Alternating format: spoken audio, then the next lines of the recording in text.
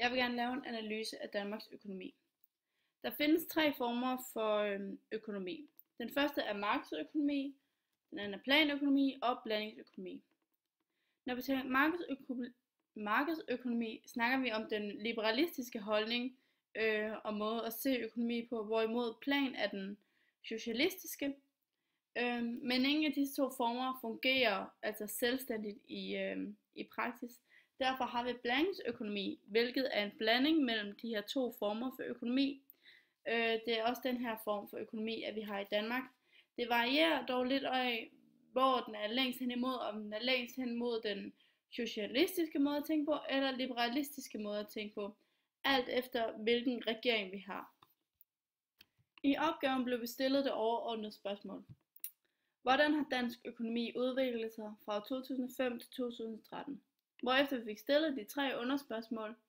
Redegør for de økonomiske målsætninger, økonomisk skiftende politik, regeringer har haft i perioden 2005 til 2013, og fordele og ulemper ved den økonomiske politik.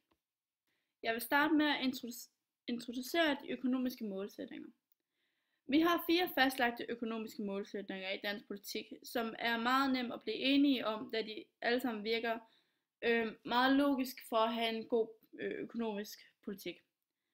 Den første er høj økonomisk vækst, så har vi høj beskæftigelse, overskud på betalingsbalancen og lav inflation. Udover de her 4 målsætninger findes også nogle relative mål. Dem vil jeg dog ikke komme så meget ind på, men jeg vil gerne lige nævne dem.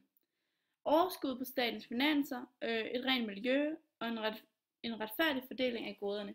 De her de kan dog være lidt sværere, fordi at for eksempel det med rent miljø, det kan nemt komme ind og spille en rolle i nogle af de andre økonomiske målsætninger.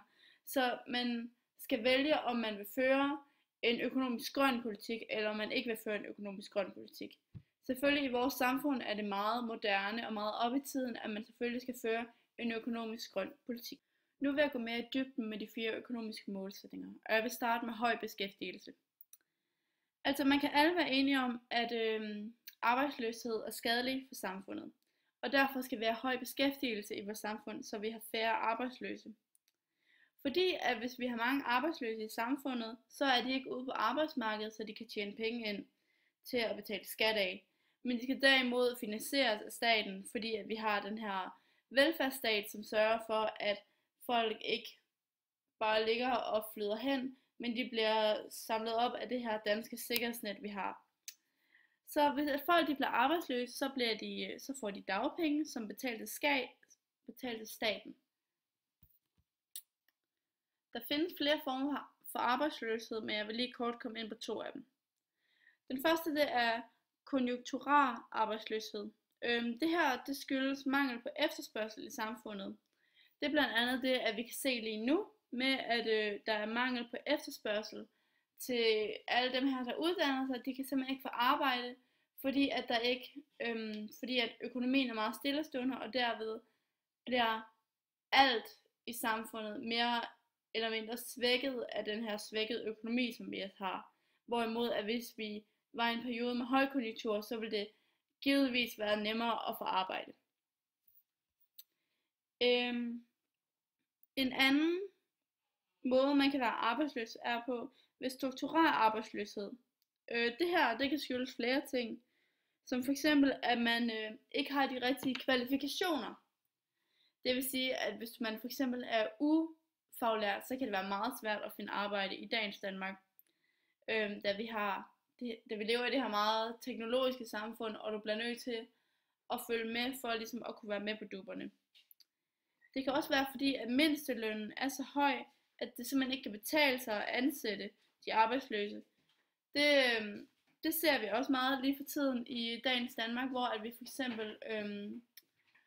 for eksempel hyrer gartnere fra udlandet til at komme og passe vores gartnerier, eller vi får håndværkere nede fra den anden side af grænsen til at komme og lave nogle af de arbejder, som danskere egentlig kunne tjene penge på, og som kunne sætte gang i det danske system.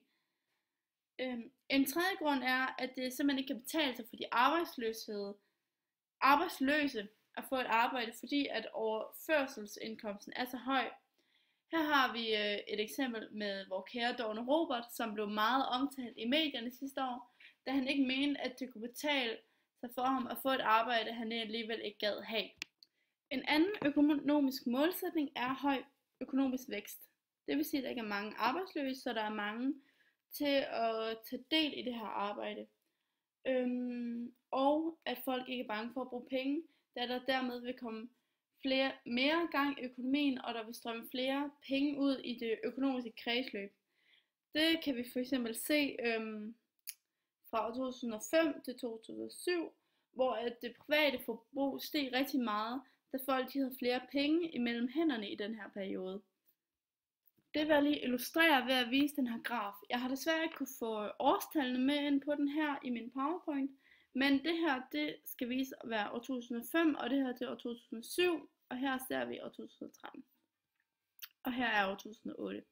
Så vi ser, at fra år 2005, der stiger de private personers forbrug rigtig kraftigt. Så det vil sige, at her der har folk rigtig mange penge at bruge med, og derved er der rigtig høj vækst i samfundet.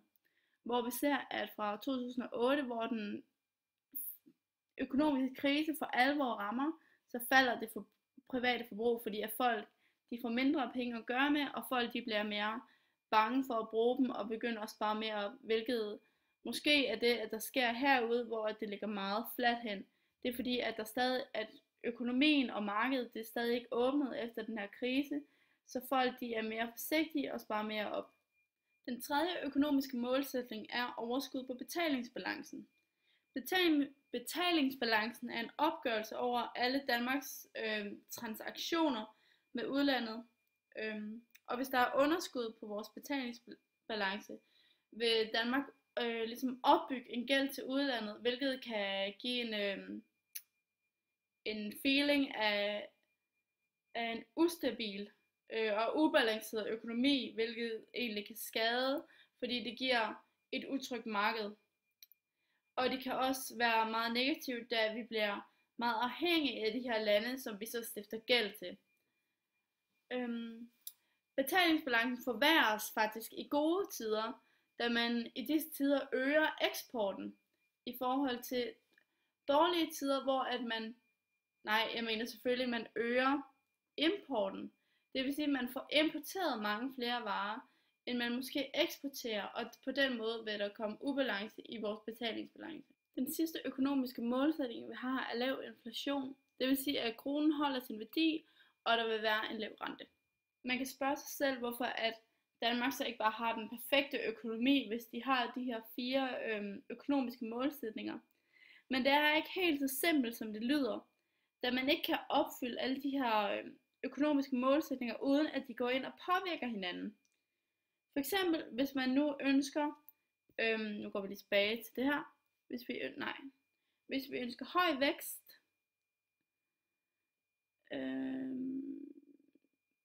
hvis vi ønsker høj vækst og høj beskæftigelse, vil det gå ind og svække de 2 andre, altså så vi får en dårligere betalingsbalance og mere inflation.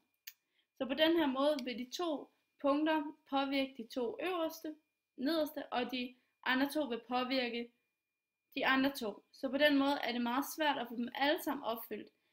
Der er ligesom om, at de passer sammen 2 og 2, men de spiller ikke alle sammen 4 og 4. Det kan godt være lidt problematisk så. Så man bliver nødt til at finde på en mellemting. Så man går ind og bruger noget af det og noget af det hele tiden. Og det ender så ud i i forskellige finanspolitik, hvor vi har kontraktiv finanspolitik, og vi har ekspansiv finanspolitik. I den her periode har vi haft et regeringsskift. Vi er gået fra at have en VK-regering, altså en regering med Venstre i spidsen, til at have en regering med Socialdemokraterne i spidsen. Når vi snakker om økonomisk politik i den her periode, kan vi ikke lade være at komme uden om finanskrisen, som har haft en meget stor påvirkning på det her, og også måske har påvirket det, som at de 2 regeringer egentlig vil ind og gøre, hvis at der nu ikke havde været en økonomisk krise, at de skulle tage hensyn til i deres økonomiske. hvis vi kigger på kurven på skattetrykket i den her periode, giver det os en meget en klar idé om, hvordan at den økonomiske politik har været ført i den her periode. Vi kan fx se, at igen er der ikke årstal på, men fra år 2005 til 2007 er der blevet ført en ekspansiv finanspolitik, hvor der er blevet pumpet en masse penge ind i systemet og givet store skattelettelser, så forbrugerne har fået flere penge mellem hænderne, som de kan gå ud og bruge af. Og det var det, vi så lige før på kurven over det private forbrug, hvor vi så, at det private forbrug steg meget. Og det er også toppet her i år 2007. Vi ser altså, at det her det falder meget kraftigt i forhold til, at finanskrisen sætter ind.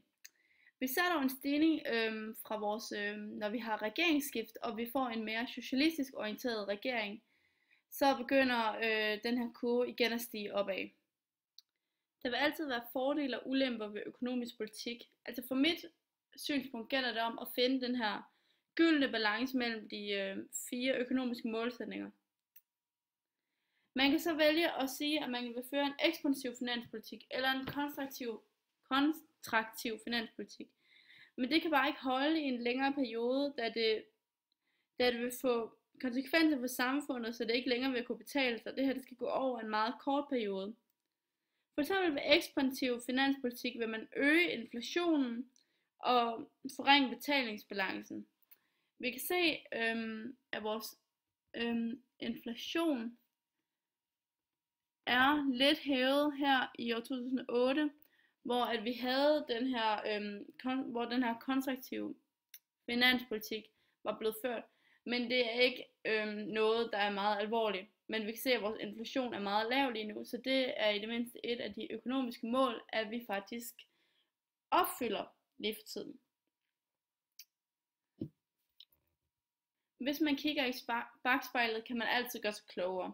Men hvis vi nu ser på det før finanskrisen, så vil vi nok sige nu, at vi ikke skulle have ført sådan en ekspansiv finanspolitik, og vi derimod skulle have ført en mere kontraktiv finanspolitik, hvor vi så havde sænket væksten lidt, så det hele ikke var gået så stærkt, så vi på den måde kunne følge mere med, og på den måde havde vi måske undgået nogle af de her aspekter, vi har haft i den økonomiske krise. Men man kan jo altid gøre sig klog i bakspejlet, så det er svært at opdele fordele og ulemper ved den her førte finanspolitik. Men jeg vil også lige komme her til sidst, at det også kan være svært at finde den helt korrekte førte politik. For eksempel da vi havde valg i år 2011, og vi fik den her socialdemokratiske SF og radikale regering, var der store forventninger til den økonomiske politik, som de også havde lovet os. Men de her forventninger, de blev bare kun forventninger, og de blev aldrig rigtig ført ud i livet, hvilket har været en stor skuffelse for nogen. Men så kan man sige, hvad havde de at arbejde med her, efter at der var ført den her måske lidt økonomisk uforsvarlige politik i den her periode, hvor det hele bare gik så godt. Så det kan være meget svært at gøre op med, hvad det egentlig man har at gøre ved at veje fordele og ulemper op på den her måde. Men man kan sige, at der nok skulle have været ført en anden politik, og det vi virkelig skal kæmpe med i dagens Danmark, det er at få, som den røde regering også siger, at vi skal have kickstartet vores økonomi, så vi igen kan gå i gang med at bruge pengene, så vi skal ikke være låst sig fast. Så et rigtig godt råd for at komme i gang, det er egentlig at gå ud og bruge nogle penge, så at vi kan få pengene rundt i vores økonomiske kredsløb og de forskellige systemer, så vores økonomi kan vågne op igen efter den her søvn, den har været i finanskrisen, så vi kan få det hele til at køre på skinner endnu en gang.